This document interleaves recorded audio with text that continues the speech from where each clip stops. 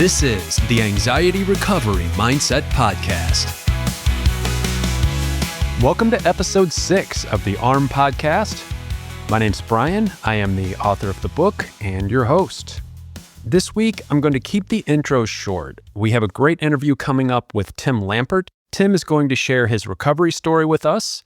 We will talk about his recovery from insomnia, anxiety disorder, and Tim's story is special, not just because it's another great example of how to overcome this condition, but because he himself turned out to be such an integral part of so many other people recovering. Tim turned into a bit of a folk hero back in the anxiety forum days.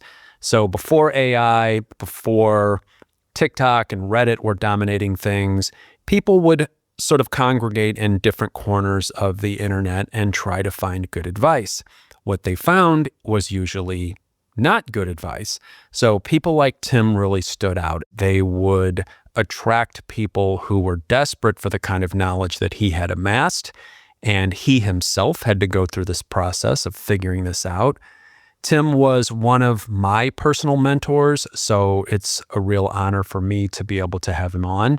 We will probably go on for quite a bit, so I really recommend listening to the whole show if you can find the time. If not, maybe break it up into a few listens. But if the topic is important to you, if recovery is important, if simply hearing stories of human achievement or triumph is important to you, I think you'll get a lot out of it. So, like I said, I'm going to keep this short. We will roll right into the interview. I hope you enjoy it. I sure did. Without further ado, let's get to it. Hello, Tim. Hello, Bryan. Great to talk to you. How are you? Doing really good. It's nice to be able to make time to do this. Fantastic. Yeah, people wouldn't know, but we've been trying to put this together for a while. And let me just I did an intro before this, but for anyone who skipped through or just happens to be hearing a cut down version of this, I will do a mini intro for Tim Lambert here. Tim is a longtime friend and mentor of mine. We met through, we'll have to discuss exactly how we met, but we met through the forums and in the message boards back in the I guess you'd call it kind of the pre-Reddit days and when things were sort of dispersed all over. But Tim was posting in forums in a very helpful fashion by the time I landed there with my own issues. And Tim became a friend over the years, and we'll talk about some of that here today in the interview. Tim is a great guy. He's been at this for a long time. Tim has a great recovery story, which we will get to here. And we met through mostly me pestering him. He was just a great wealth of knowledge. And back in that time, it was when someone knew what they were talking about, it was a rarity, and people who wanted to get better would latch on to those people. And Tim even will have some of his own stories about doing this same thing. It's sort of a natural cycle of anxiety life. And Tim was a big part of handing down a lot of the knowledge from what I call generation to generation anxiety. You know, one person getting a little better, helping the next person behind them. So with that said, Tim, did I forget anything? No, that's about it. You know, and by no means were you. I think anybody who eventually got to some place where they started feeling properly in their body, in their right sense again, similarly went through those stages of, as you said, pestering, but, you know, desperately latching on to the people that had a much better idea of what they were talking about than anything that they had experienced prior to that. Yeah. You know, where you think it's like, oh, there's just no hope. You know, yeah. it's almost done. But yeah. Yeah, and it was a time, you know, it's hard to imagine when we're talking, I don't know, 8 to 12 years ago. This was not 40 years ago. We're talking a couple of presidents ago, things were so different in how people were accessing information. Certainly social media existed. People were using it heavily, But like I said, information was more dispersed. There were more places people were going, a lot of different corners of the internet. It wasn't just YouTube or just Reddit like it is now. And there's some good things to having those platforms for sure. I mean, we both use them to an extent. But there was something about, I don't want to say the exclusivity because that's not the right word, but there you would find some place with a group of people congregating who were trying to get better, and most of them were asking. But again, you had a few people like Tim here who was posting under a couple of different names back then, screen names. but let me go back. Let's start with your story. Because that's really why people are here. I'm going to want to pontificate about how much you helped me, but people are really going to benefit by hearing what you went through as a regular guy, sort of navigating your way through these unknown, uncharted territories. So why don't we start a little bit, and you can set this up however you want. You can frame the beginning however you want, but what would you call the genesis of first of all, sort of falling into a stress-related disorder? How did that come about for you? Where were you in your life? And when I say anxiety disorder, I'm using it as a very broad term, but why don't you set us up with how things started for you a little bit? Yeah. So at the moment in which I knew something was terribly wrong in my life, I remember it as clear as day. It was February 13th, 2013. And I was ripped out of sleep by, I don't remember the dream or the nightmare, whatever I was having, but all I know is I woke up, it was around 3 a.m. And it wasn't just like racing thoughts. That's one thing, right? Your thoughts can race, but this was racing thoughts where everything was stained with such a bleak outlook. And it was like a bleak outlook where I just found myself immediately convinced as to the reality of all those various directions in which my mind was, I want to say spinning out of control, but it was already out of control. But I didn't know the full magnitude of it at the moment. I'm lying there in bed and I'm like, I don't see how I ever fall back asleep in this moment right now. I eventually did sleep back by virtue of exhaustion. Now, what ultimately led up to it, the funny thing is, Bryan, when the wheels first fall off, and I've come across this theme with other people, it doesn't make immediate sense that, it's all of my maladaptive approaches to dealing with stressors in my life kind of paved the way for this, because there's a degree of habituation and monotony to all of these. So to kind of clear the air, I'm speaking somewhat vague here. I had a very bad way of dealing with stress in my life prior to the anxiety erupting, but I didn't at the moment think, it's because of all that. It's right. Because I'm getting angry, and I'm getting angry at the neighborhood kid playing basketball, or I'm getting angry at the dog across the street that's barking all the time, or I'm getting angry at the guy at work who pounds on his keyboard every time he types. But all of these things were like festering in various degrees.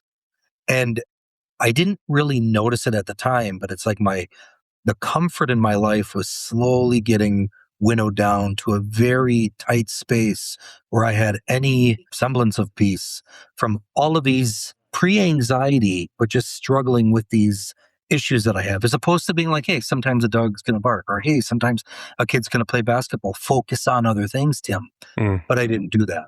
So then when the storm started, you don't draw those lines that, it's because of all this. Right. All you know is, well, this is terrible, and I don't know what's going on. But out of all the rough things I've been in prior to this, nothing seems to match up to this nightmare. So let me jump in. That's a great point you're making there. I remember myself going through that and sort of exactly what you described. You don't think of the reasons, and frankly, most people don't care right at that moment when they start feeling the symptoms. As you say, the storm, it's a phrase I used a lot. What did you think it was? Do you remember in your mind when it was coming on? How did you internalize what was happening? Did you have a, like what did you attribute it to, or did you?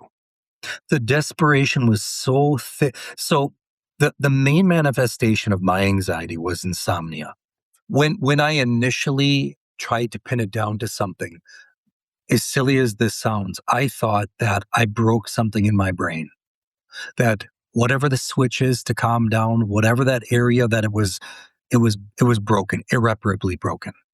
Yeah.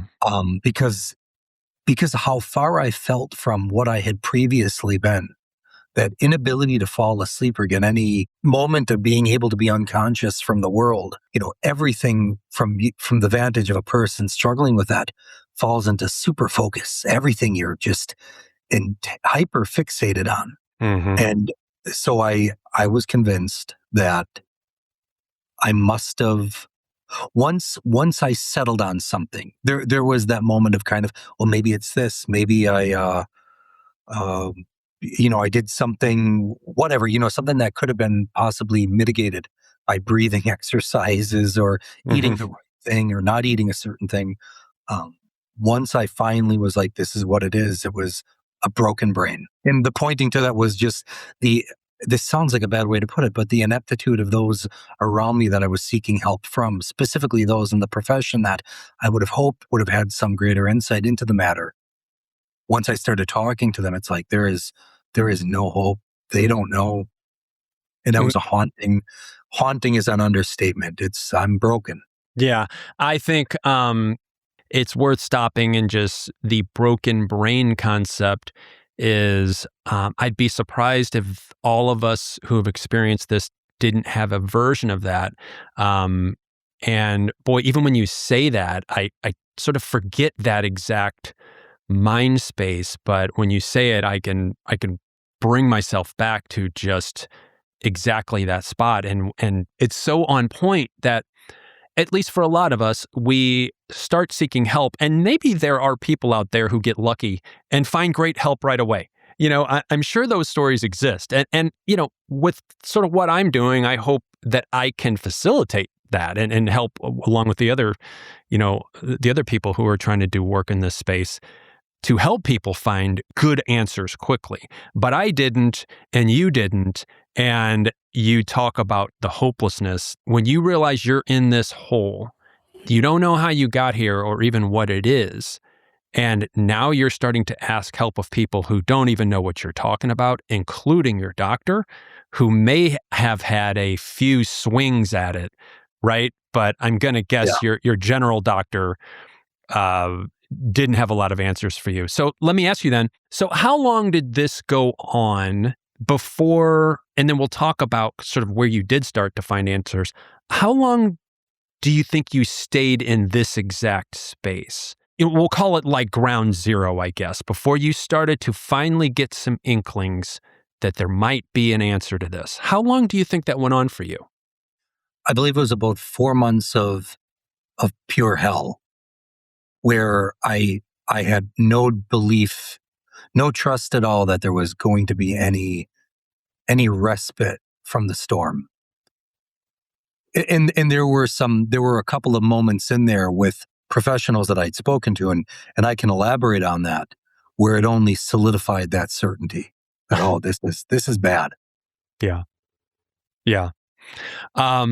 So do you remember who the first, because I do, and I bet most people do, but I'm really curious, who was the first, we'll say professional that you sought help from? Before doing too much searching online and trying to look for it there, my thought was, well, I'll go to my GP. Mm-hmm. I'll explain the situation to him. And when I spoke to him and explained what I was going through, he prescribed me with Ambien. And he was so certain, because how little sleep I had gotten in the 2 weeks up until this point, where he stated that, I'm letting you know, you're probably going to want to take the next day off of work, because you're going to sleep very far into the next morning. Mm. And I was so excited at that prospect. Yeah. Oh, this is going to be great. Yeah. And when I took that Ambien, I fell asleep probably around 10 o'clock. When I finally woke up, it was really dark and quiet in the house. And I remember thinking, this ain't too late the next morning. Yeah. And I didn't even want to look at the alarm clock at first because I'm like, shoot, please at least be 5 a.m. because I fell asleep around 10. And he's saying this should knock me out beyond 8 hours for the exhaustion that I should be laboring under.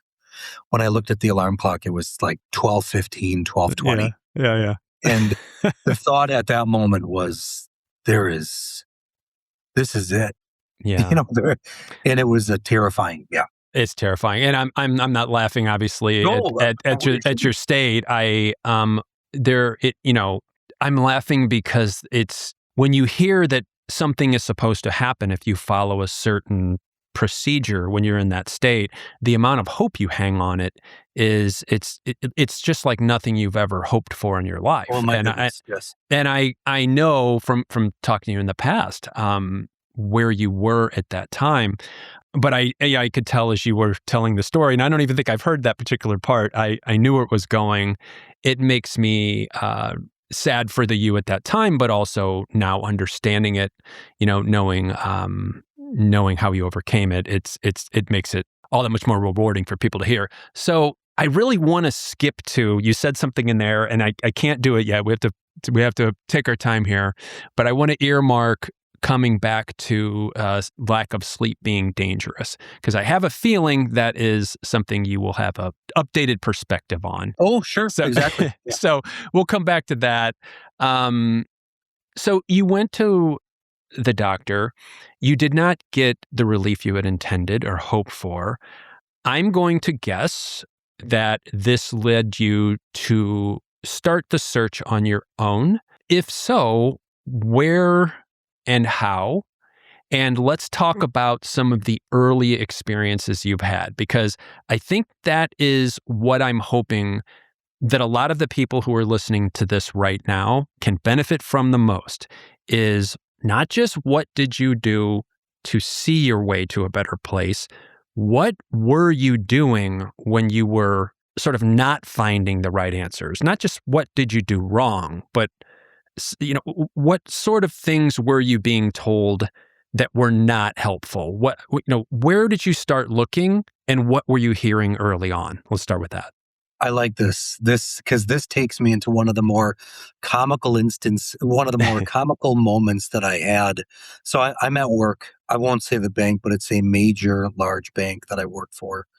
And the quality of my work and my productivity was it fallen off the cliff. My manager, who is he's since passed on, David, a great man. He is the one who said, Tim, you need to, one, get on FMLA, because my attendance in my job was very shaky. I was coming in late, not because I was sleeping, but because I was so overcome with fear, and that inability to kind of, start the engine to like, okay, focus on what you need to do, which I should have been doing all along, but I didn't. I wanted the storm to pass before I started living my life again, which was the wrong end to take. But anyway, I was at work and he advised me to contact the Employee Assistance Program. So I did.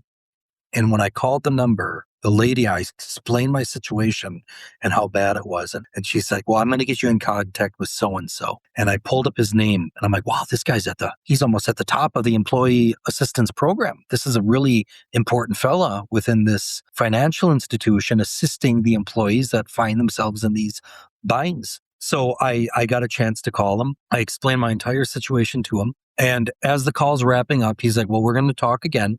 But what I want you to do is remember 4 square breathing. Inhale for 4 seconds, hold your breath for 4 seconds, exhale for 4 seconds, wait 4 seconds. So all of this. And I'm like, okay, well, I'll give that a shot. And I'm not thinking that's his silver bullet. I'm just thinking, okay, this is what he wants me to work on while he figures out what's wrong with me, because he's the guy with all the credentials. So I'm doing this 4 square breathing. It's not even putting a dent into the surface of the anxiety, the fear, the despair. I'm supposed to call him like 3 days later. When I get on the phone with him, he sounded all excited. He's like, so Tim, how's everything going? I'm like, well, not too great. Then he's like, well, wait, haven't you been doing the 4 square breathing? And then my heart sank. And I'm like, oh no. Well, yeah, I've been doing that, but it's not changed anything. And he's like, oh. And I'm like, well, I told you everything that I've been suffering through. Do you have any, what's the game plan? And it's going to sound like I'm making this up, but he said, we're going to try 5 square breathing. Oh I my remember I'm like, gosh. and Oh I was no. at the point where I'm a very obsequious. Yeah, I don't want to upset people, but at Hmm. that point in my life, I didn't care how high up he was or who I offended.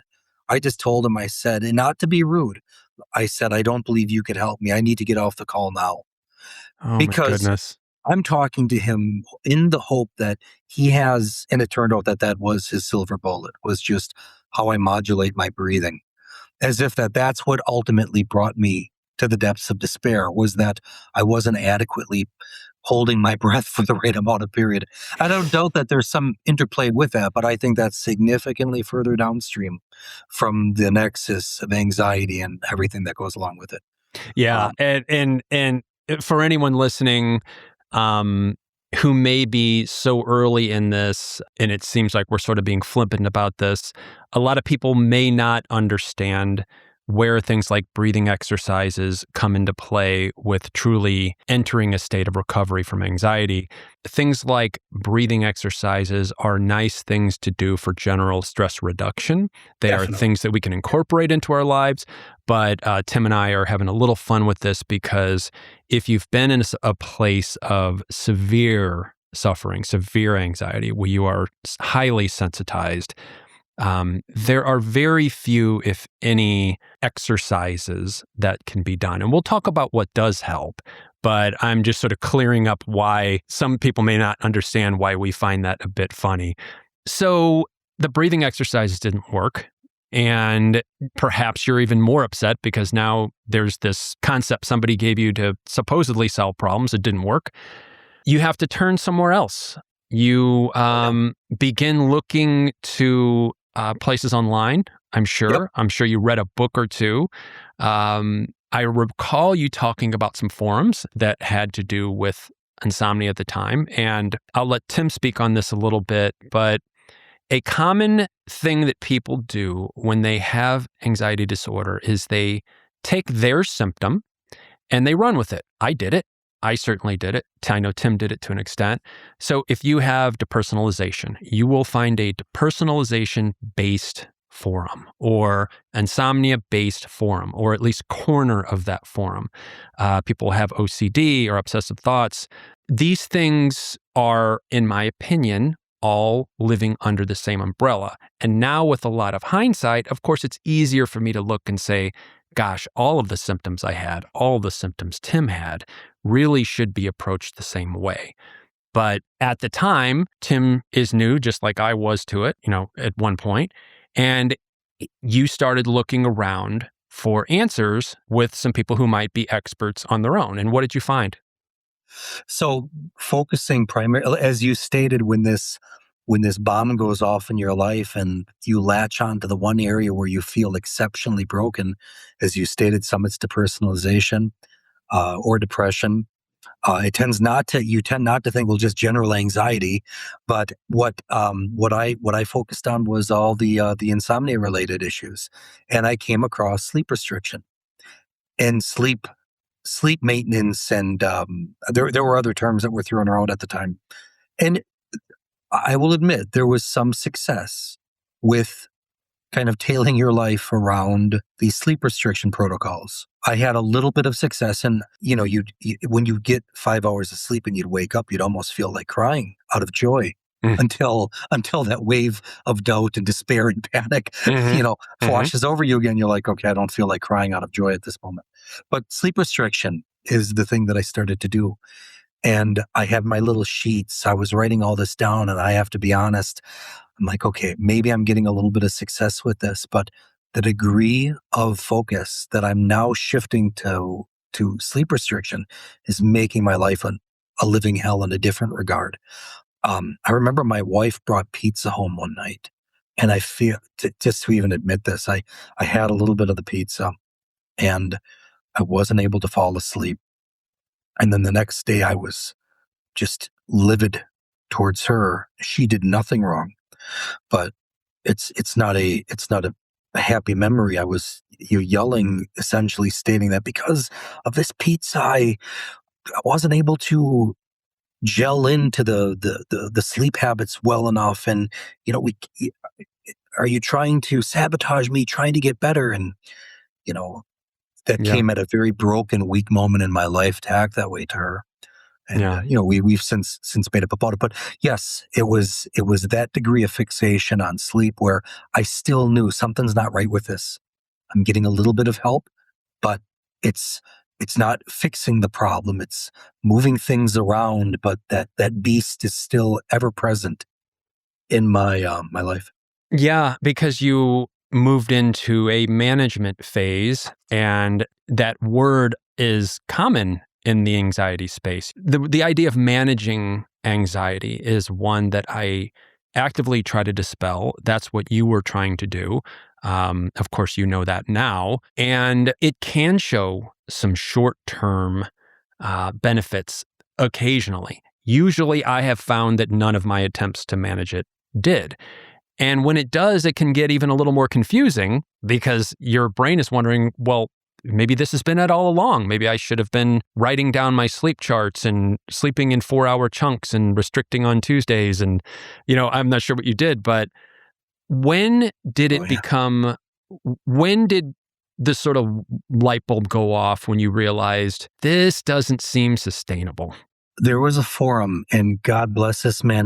The handle that he went by was Tom in Texas. Tom in Texas, and he made a comment that just stuck with me. Out of all the various forums that I would kind of drop in on, look around, oh, there's nothing useful here.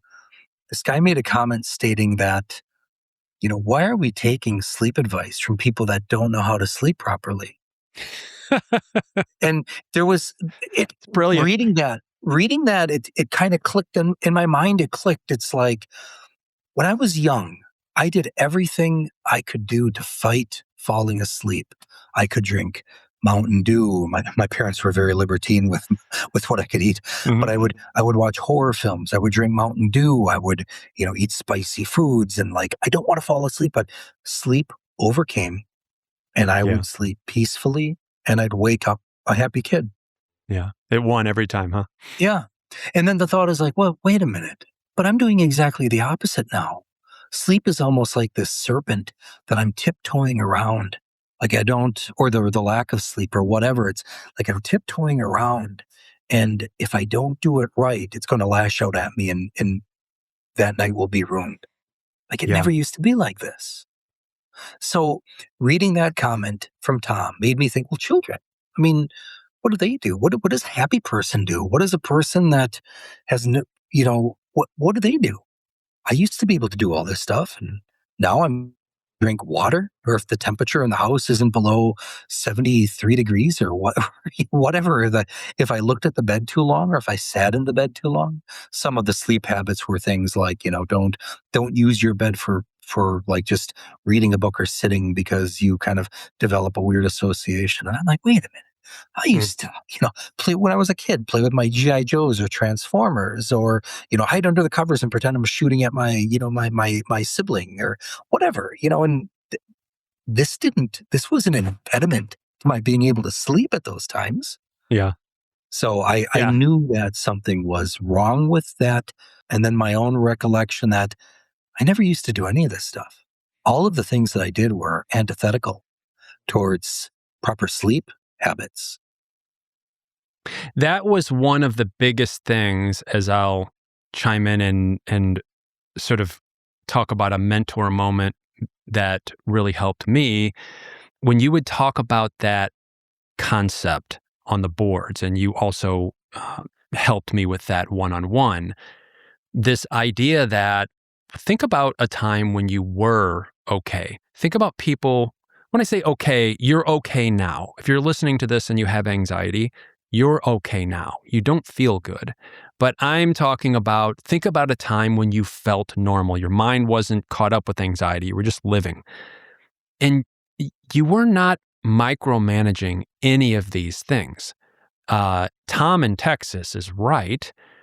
And you spent a lot of time explaining that concept to people. And I thought it was so helpful. And how I had never thought of this before was beyond me. It made such great sense. And I just have to laugh when you say, people are in a forum full of people who don't sleep looking for ways to get better. Now, looking for ways to sleep.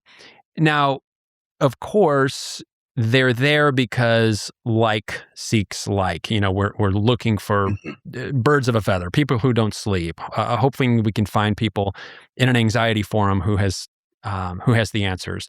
I've been very clear that I don't encourage people to spend time on forums, then or now. Now, far worse. And I didn't know this until I did a jog around and started really looking into forums. Most of the old sort of dedicated mental health forums seem to have dried up, and most things have gone to Reddit, TikTok, maybe a few spaces I'm unaware of, but the advice would hold for me still. I did way more damage than good looking around for answers. And it sounds like that was happening for you. But Yes. As life goes, we will sometimes stumble upon good things as we search. And lucky enough for me, I knew a good thing when I found it when reading your posts. And it sounds like that happened for you. And I'm curious, when and who, do you remember when you started stumbling upon more information that started to turn things for you? Well, this is such a joyous moment when this happened. I hope I don't get choked up, because just to lay some groundwork, I felt there was no stranger in the world at the moment when I was really suffering. There was no person more strange to me than the person I had previously been before I felt this broken. I could have come across an alien and I would have felt closer to that person, that whatever, than whatever I had previously been. I could not bridge that gap between the broken me and the old me. It felt like a movie that I never actually existed in. But I have these memories that somehow link to it, but I can't anymore make sense of that connection. So when this breakthrough period happened, I was still on a sleep forum, and I would occasionally go back and forth to it. There was a fella out of Chicago named Mark. I won't say his last name. And he was a police officer. I went back to that forum, and there was a message waiting for me. And there was this guy, and his story sounded a lot like mine. And he's like, hey, I just need the term might sound a little bit silly, but like a sleep partner. Somebody that I'm going to start doing the sleep restriction. And I've seen some of my earlier posts that he's messaging to me. He's like, would you want to do that? Would you want to do this with me?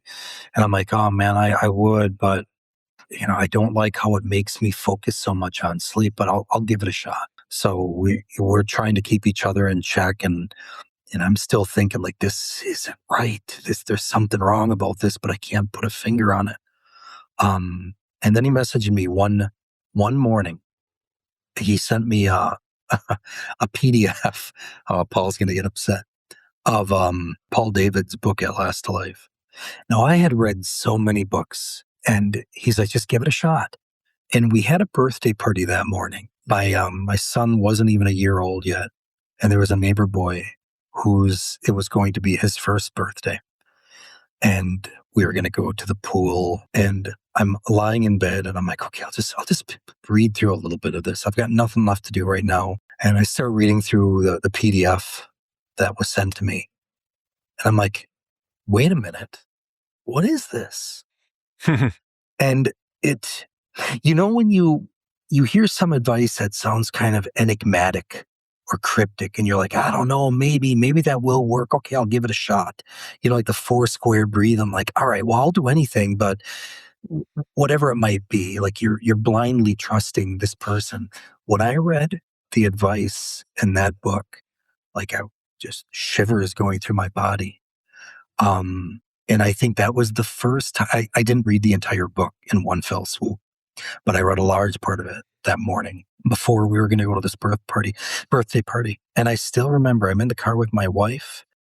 My son's in the backseat and I'm driving. And I made the first joke that I made. Sorry, man. It's all right. Let me just collect myself. I made the first joke that I'd made in a long time. And my wife chuckled at it, and things were rough. between us, not because of like just this new presence in our life. It was messing everything up. You'd be the wife of a new child and your husband's, you know, scouring every corner of the internet, trying to find some hope and not finding, and just coming more and more unglued. Make that first joke and finally be able, just for a little bit, to get my mind off of it, to think, all right, I need to focus on something else again. Yeah. It's That, elation. It's a feeling. It's. By the way, Tim's a funny guy for people out there.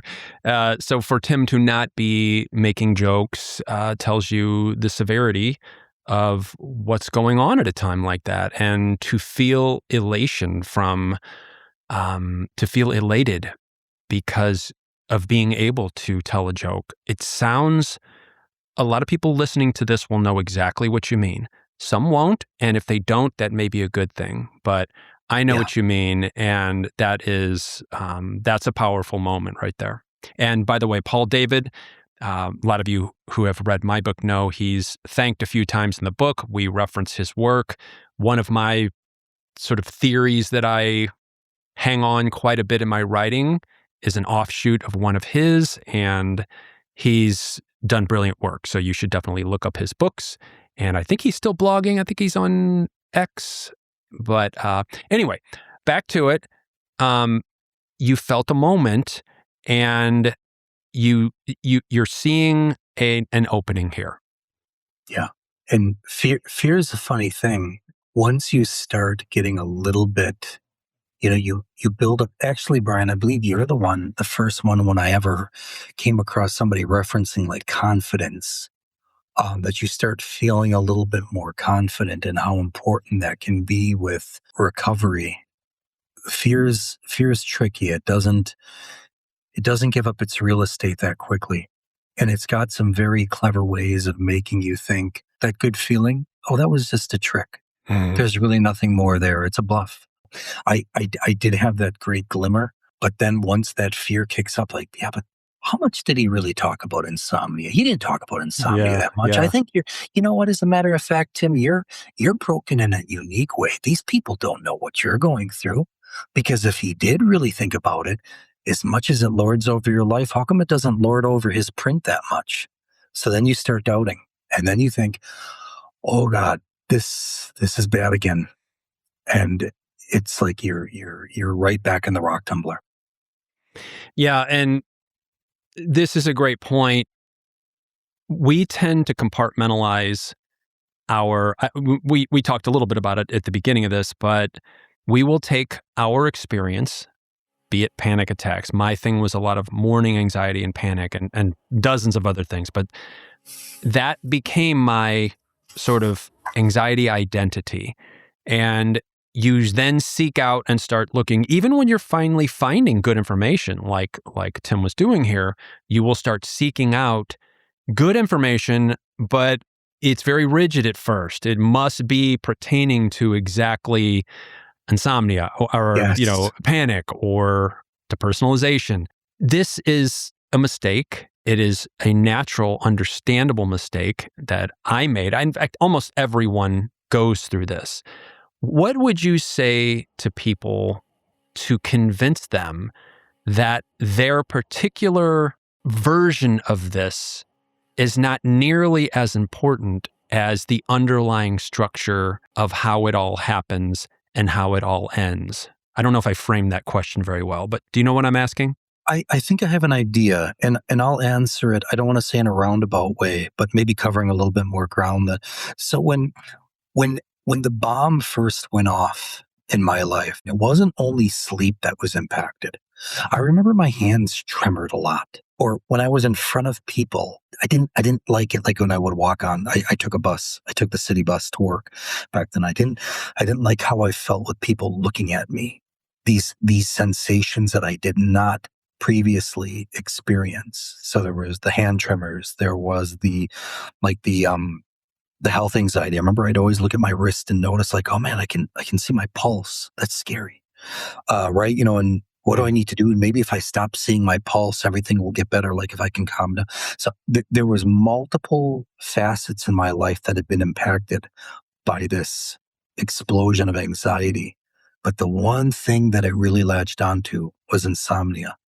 And when I started talking to other people, it was kind of like that too. They'd say like, oh yeah, initially my sleep was disturbed, but I didn't care about that much. And that eventually squared itself away. I didn't like the fact, and this is, I spoke with a fellow that he would get intense body sweats. And he said it's not leaving. Or that I talked to somebody who, they have the shaking hands and they don't, they're in front of people and they don't think they'll be able to control themselves. Those things I would think, well, those aren't that important. It's the sleep thing that's important. But then they'd say, well, I had the sleep issue, but that didn't really bother me that much. I'll get whatever I can get. And then but it's this other issue where if I'm broken in this regard, this is the big thing. And it was comforting to see that, like, hey, we're not all so different from each other. Mm-hmm. It just, this thing latches on to whatever's fear in us. Yeah. For me, And it's funny. reason, I'm sorry to jump in. I'm sorry to interrupt. It's funny because I remember you were far ahead of me in your understanding and recovery of this, which is why I was nagging you for advice all the time. But like most of us who go through recovery, there's echoes and ups and downs, and you and I can feel a random symptom or go in a bit of a funk even now. I mean, that's perfectly normal. Yes. But I do remember you talking about insomnia to me, and it's just something that I had experienced, but I didn't care about. It just didn't land for me in a place that did anything. If that would have been my only problem, I would have just eventually collapsed and probably not cared. Yes. But these other things that I had, they were a big deal to me, and I needed information from you. And I needed you to help me sort these things out. And your reference point was what you were dealing with. And it's just funny that we could talk with each other, and yet we were both experiencing very different versions of this same thing, which we could have probably traded and not been nearly as bothered by the symptom, and Yes. that's exactly right. Something will land, and when it lands, that will be the thing that we latch onto. And yours was insomnia. Now, I promised we'd come back to this, and I'm going to keep you talking forever, so I'll try to start bringing us home here. But earlier, you said that someone had warned you about the dangers of not sleeping. And a basic disclaimer here, I would encourage everyone to sleep. It is a good part of having a healthy life. I don't assume most people need to be told that. It is a healthy habit, and sleep as good and as much as you can. So having said that, do you have a different perspective on the dangers of not sleeping for a few days? So to give some context of how bad it was, a week would go by where I would net a total of 3, maybe 3.5 broken hours of sleep. And that's not a nightly average. That's a weekly average. Mm-hmm. Where that's rough. Yeah. So I genuinely, as morbid as this sounds, I would get some comfort thinking, well, I didn't even get 5 hours of sleep for an entire week. And though I had a young child, and I don't take any joy in admitting to this, there was the thought that I'm going to die. I'm going to have like a heart attack, or something really bad's going to happen to me. Mm-hmm. But nothing really bad happened to me physically. I mean, don't get me wrong, there was physical issues, but nothing where, this morbid hope was not fulfilled, thankfully.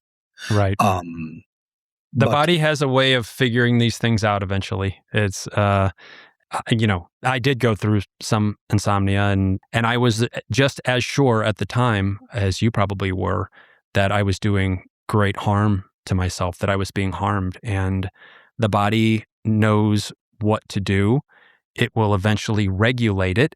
It may be extremely long and difficult and painful, but just as I could see someone explaining to you the dangers of not sleeping and how that would land with where your mindset was at the time. If I told you today, Tim, it's going to be really dangerous if you don't sleep for the next 3 weeks or even a week, I suspect you would have a very different perspective on that. Oh, yes. Yeah. And this dovetails into following the right advice now, Mm. where, okay, I can't sleep, or I close my eyes. And one of the most harrowing feelings was this hyper intense scrutiny, focus, whatever, whatever Mm. adjective I can put, of just mentally watching myself if I'm falling asleep. And then you'd have this thought that, well, no one falls asleep this way. This is a fool's Yeah. errand. You can't do it, but it's happening automatically. So how do I get out of this? I'm not willfully saying, okay, as much as like I'm going to pick up this can of soda. I mean, it's not an action like that. It's a reflexive thing that your body's doing that you can't just snap yourself out of. And any effort that you do to try to pull yourself out of only further ingrains you into it because it increases the fear of this thing happening. It's this terrible cycle. But once I started having the attitude of, hey, I get what I get. And oh well, if I can't fall asleep, I'll go play a video game. I'll read a book. I started reading C.S. Lewis's Space Trilogy. So I'd wake up and even initially it didn't start making a physical impact. My emotion was slightly edged a little bit better where I could be at work and there was a security guard that I like joking around with. And it's this very sweet memory where I didn't get much sleep at all the night before, but this security guard comes up and we're walking around and I just remember thinking, man, it's not so bad, but I would stop at moments and think that was really something. It seems so unlikely that I could have, even with minimal sleep, that I could still have a pleasant interaction with somebody that I work with. But it happened. Yeah. So with these little building blocks, these little, like a life ordinary again, trying to falling back into my being. Right? So it's a hard way to phrase it because it's not something, you don't have a lot of experience of explaining these things to people. But yeah, it was, It's a subtle, go on. it's a subtle process. Well, I was just thinking as you say that, what is the stock market expression? You take the elevator down and the stairs up, or stairs up and elevator down. It's a little bit like that when you get to a high level of sensitization. You get there quick, as we both did. Yes. But the recovery for most people, this is not to say it can't be very fast for some, but for most of us, it's about building these little moments that you're talking about and being able to recognize them and feel them. And those little bits of, you talked about before, the confidence, this little bit of, oh, maybe this isn't what I thought it was. Maybe this is not good, but maybe I'm not really in the kind of danger that I thought. If I was really in danger, could I be cracking jokes with a coworker? Would I even be at work? And these things start to build up. And then, like you said, you'll have, a week or 2 weeks and things will start looking better. And all of a sudden, one day, you're not sure why, it'll all come back. It'll all crash down. And you will feel this certainty that you and I have talked about this a lot. I'll give you a second to talk about this, because it's important for people to understand, if they feel this is part of the process and it is part of recovery. This is not an anomaly that you experience. This is needed in recovery. So Tim and I would talk about having days where it was all back and we couldn't believe it. And your mind has this way of convincing you that everything up until now was for nothing and not real. And what's happening today at 2:00 on a Saturday is the real you. It's the real situation. Now, as I say this and you're listening to me, everyone knows that's not true. But in that moment, it is so convincing. And I know that is, for all of the brilliant advice that you gave me, that was one of your stumbling blocks on sort of the way out towards normalcy and feeling like yourself again. How would you tell people that you learned to navigate those days? I'm working on a quick little mini book right now called A Bad Day Survival Guide, and it's kind of a tongue-in-cheek title. but it's also based on actually being able to get through these days that happen and are so critical to recovery. What do you remember? What you remember those days and how you decided to be okay with those too? Yes. Yeah.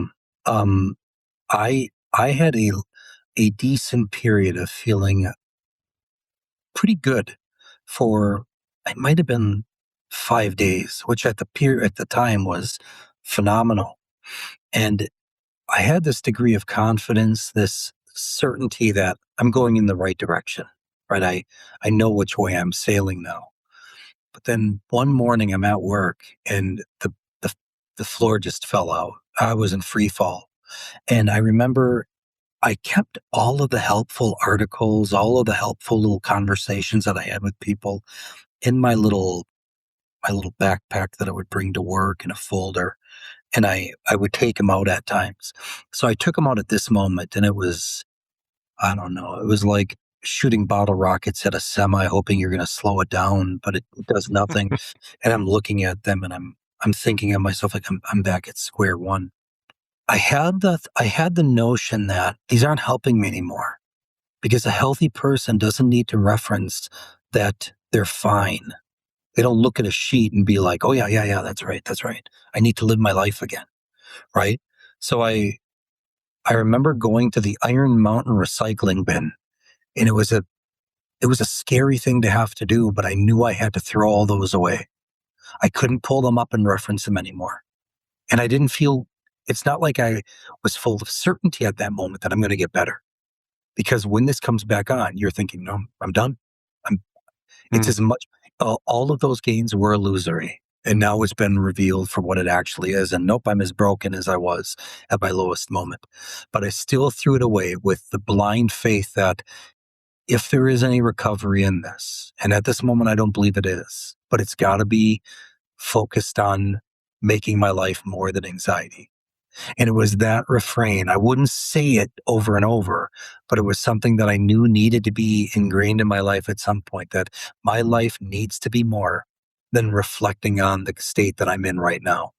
So whether I'm, crushed under the fear of it, or whatever the state may be right at that moment, I need to have a life that's broader than this. Anxiety does a really good job of winnowing your focus down to a pinpoint Mhm. spot on this fear.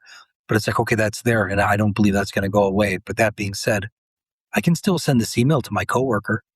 I can still go down to the convenience store and chat with Katie, the gal that I liked, chatting with on my breaks. Um, I can do all these things. I can go for a walk.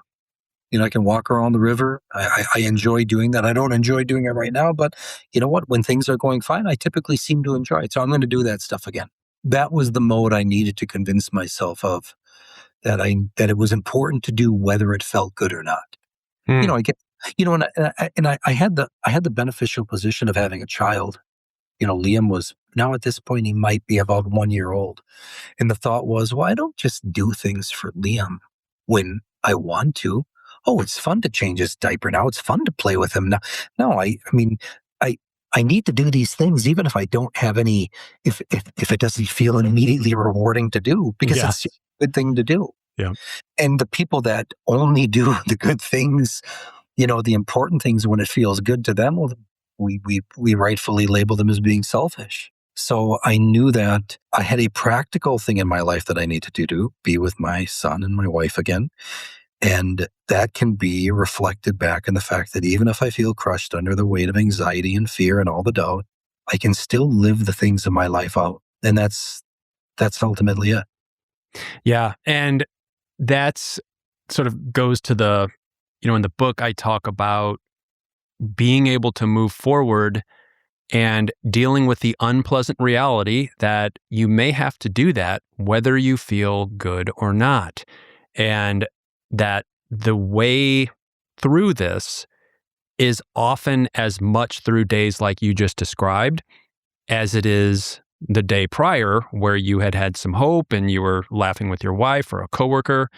Um, Being able to navigate those days, but understanding that they are not all for nothing, and that they are part of this process. So people listening right now who may be going through days they can't comprehend, particularly setback type days where maybe you've seen some improvement, those are days that we all experience.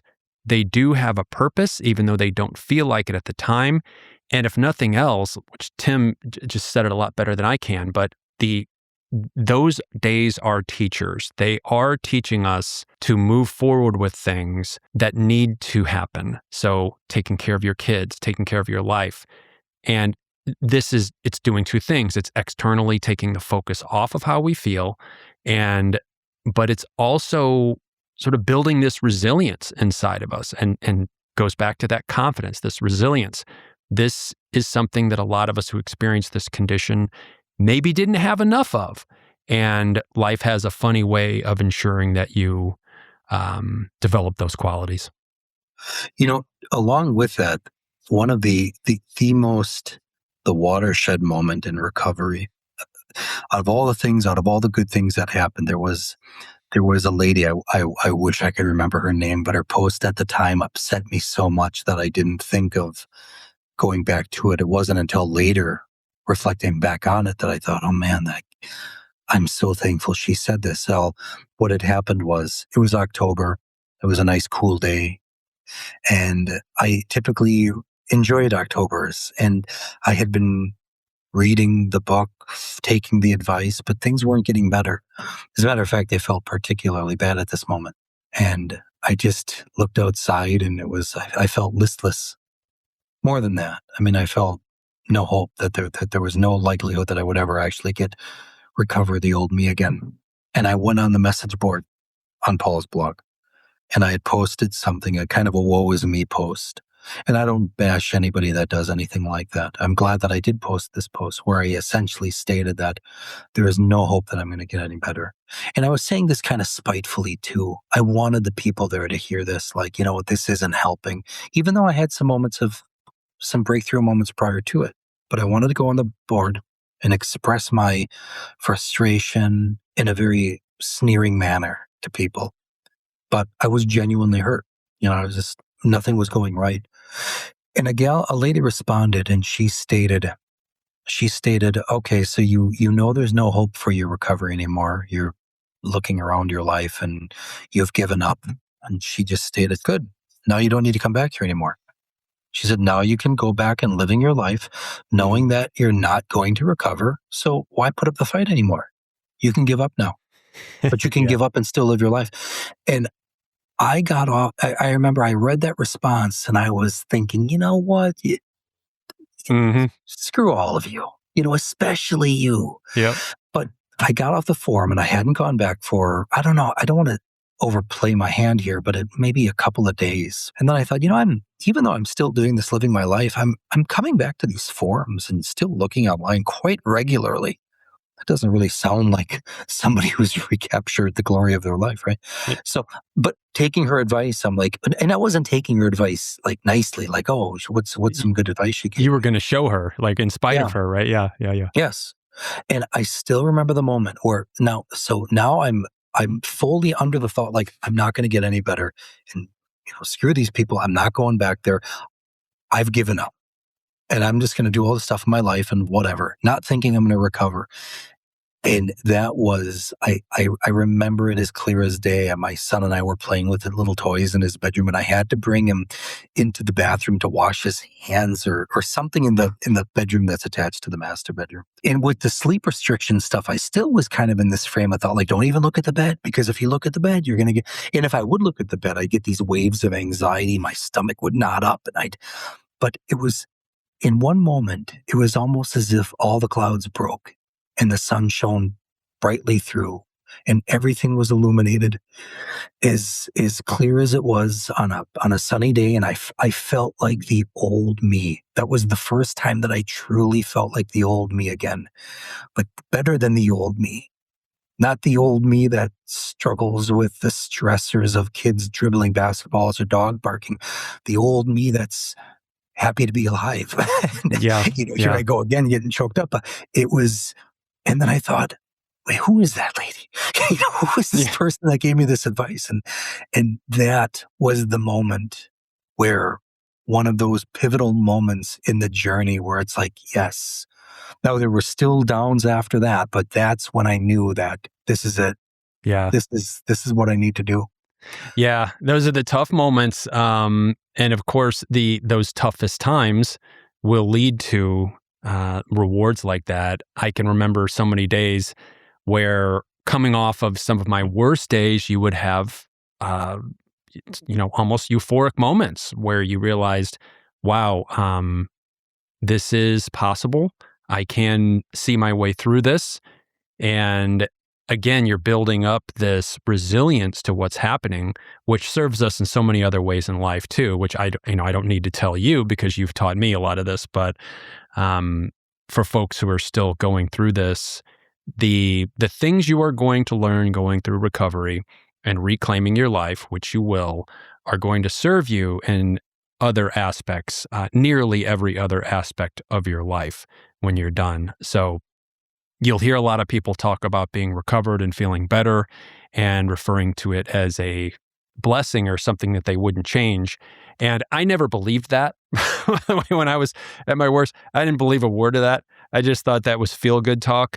But I understand it now. I understand what they mean. And As do I. yeah. So, okay. Well, let me do a couple of rapid fire questions here because I need to give you your life back. Okay. So for the person who is listening right now, who is in the place you and I were talking about before they really understood that there was hope and they're just starting to get their head around this process, what advice would you give them? And in a way that you think they can carry away from this meaningfully. In other words, how would you kind of bottle up this conversation for them to take away? Don't wait to start living your life again until you recover.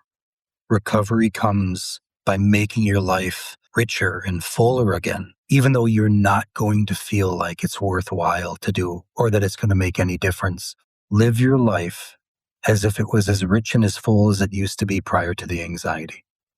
And if you find yourself focusing back on that things, don't struggle with it too much. Let it be there.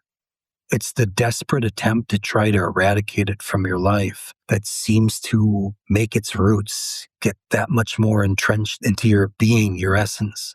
But if you can juggle that paradox of letting it be there while still having a life that's more than just focusing on the anxiety, that's ultimately what sends the message back to your body and your mind that I don't need this response anymore. And I like to think of it this way. It's almost like making a little clearing in your life again for peace to come back to you. Wow. So I could spend all day responding to that because really, if you encapsulate all of the advice that anyone who recovered would probably have to offer, it would sound something like that. And it's so hard to believe when you're not feeling it yet. Oh, it seems like the biggest lie, right? I mean, yeah. because So we're so convinced that I can't live this needs to end first before I can go. If people were breaking into your house, right? You'd be like, well, no, before I can go on, I need to make sure that my house isn't being broken into, right? It's completely the opposite of what we typically think when things go wrong in our life, right? yeah. Like, anyway, yeah. Yeah.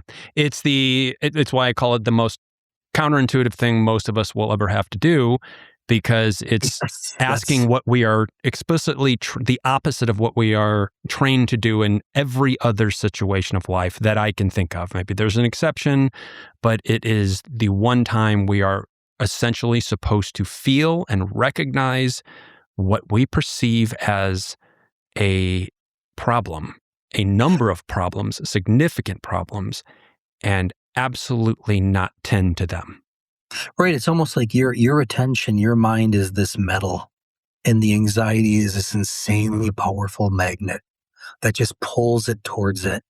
And that's understandable. It's not your job to be like, all right, the pull that this magnet has over my mind and my attention, it's done at this moment. No, it's going to happen. And you can let that still happen and still be like, yeah, but I'm going to take the garbage out. Yeah, but I'm gonna sweep the driveway. Yeah, but I'm gonna see how my friend's doing. I bet he did.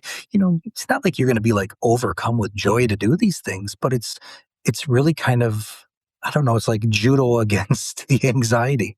Yes, it is our way through. I don't even like to say way out because I don't sort of like to present it as a fight to get out, but it's our way through because we are allowing something to happen that is okay. We already are safe. And it's buying into the notion that we are actually already okay and don't need to do something that is so foreign to us. But you're right. It's like it oddly feels the worst, but when put into play with sincerity of just, I'm going to continue this day, no matter how it feels, turns out to be our best methodology to go through. Yeah. Yeah. And don't beat yourself up if you find that you're having Yes. an exceptionally bad, like where one of my lowest moments where it's funny. I can even look back and chuckle on it now. I had an inflatable mattress in the basement because it was so dark down there, and I took an unrecommended amount of things to help me sleep, and it did knock me out for a while. And I woke up feeling as groggy as so. Anyway, that was at a moment where prior to it, I was doing okay, but I had a really bad time, and I slipped up, and I did that. But even with those slip ups, I still saw my way through it. Yeah. Yeah. And those are part of, again, those are the building blocks. Clear weeks. I say this probably in every thing that I write or speak on, that Claire Week said that we recover in setback. And Yes. boy, I didn't understand that when Oh, she that's good. first said it. And it's That's good. just as factual as anything you could ever find in this world. So I don't know if this was your experience, Brian, but it's kind of weird where this uncanny sense that after every big setback where you're like, this is it, I'm back, I'm done. All my gains were just a trick, and I'm as bad as I ever was. Once the setback ends, it was this weird sense of like a little bit of myself was restored. I don't want to overplay that hand, but I had this idea, yep. even in the thick of it, where like, hey, wait, this has happened a few times, and almost every time it comes back, there's like a little bit of me that feels like the old me. Yes. You come out of it. When you go into it, you come out of it with something extra, and you're not sure, it's not tangible, you can't put your finger on it, but you do come out of it with something more than you went in with. And again, that little tick upwards in belief and confidence. And the confidence is not like, I'm going to go run through walls. The confidence is, again, back to the concept, maybe I'm actually okay already. Right. And that is like when we get that through our head, that's when our momentum starts to really take off. And you eventually get to the place where this stuff really can't even bother you on a lot of days. And you can have things come on, you can have symptoms, a panic attack, you can have these things show up for a visit, and you really can't be bothered. You really Yeah. can't. I know a lot of people listening right now can't imagine getting to that place, but you will if And you're in good company because, as you admitted yourself, Brian, that the comments of like, oh, you're going to look back on these moments and you'll actually appreciate them to some degree. If somebody would have told me that back in 2013, 2014, even 2015, I would have been like, you're full of it. yeah. You're worse than full of it. You're like malicious because there's no way. But now I find myself like very fondly looking back on many of those moments. I can look back at those times and see them as oddly rewarding and realize, well, I might not have felt great at my daughter's 8th birthday party or whatever, Yeah. but it actually really was really rewarding. Yeah. And it didn't take away as much as I thought it did. It was all there. Life was all there. Yes, I felt bad, but you're right. You look back and you start to actually have an appreciation for some of it, which is just nuts. It's really hard to imagine. I've taken up so much of your time here. I want to thank you. And Well, this was Just great. in closing, I want to say people like Tim were like folk heroes, 10, 15 years ago in the anxiety communities. They were people who I could interview Tim for 4 hours, and I promise you all four would be interesting to listen to. We may do this again. We probably will do this again. But Tim was doing what I hope that all of you do when you recover. He was taking it and passing it forward. I've made all kinds of silly analogies about, you know, good anxiety advice being like hieroglyphics written on cave walls and like being passed down on scrolls and, thrown into the ocean for people to find. Like, why it's so hard to find this kind of incredibly good advice that you're hearing from Tim right now is beyond me, because you can walk out into the street and be hit like a rock with bad advice. And it was like that at the time. And so people like Tim, Paul David, some of the other great people who were sharing, and a lot of people sharing this with nothing to gain, but just knowing it was sort of a responsibility they had or they felt to take this and pass it down again from anxiety generation to generation. It's this knowledge that it's becoming more mainstream. You're hearing more people talk about acceptance-based practices and talk about Dr. Weeks and talk about, TMS and mind body, and it's becoming more mainstream. But for a long time, this was only passed forward by kind people like yourself, Tim, and it led me to learning so much. It was pivotal in me getting better, and now I'm out here blabbing about it on a podcast and trying to write blogs and books to, help other people. And I hope other people listening to this do the same. So I want to thank you for what you did for me and for everyone else. And I hope people love this podcast and listen to the whole thing. And I want to thank you very much for coming on, Tim. Thanks for having me on, Bryan. I really appreciate this. I hope, similarly, I hope somebody can get some peace from listening to this, because you will reclaim peace back in your life. They absolutely will. I'm sure of that. Thank you so much. Thanks, Bryan. Talk soon, buddy. Take care.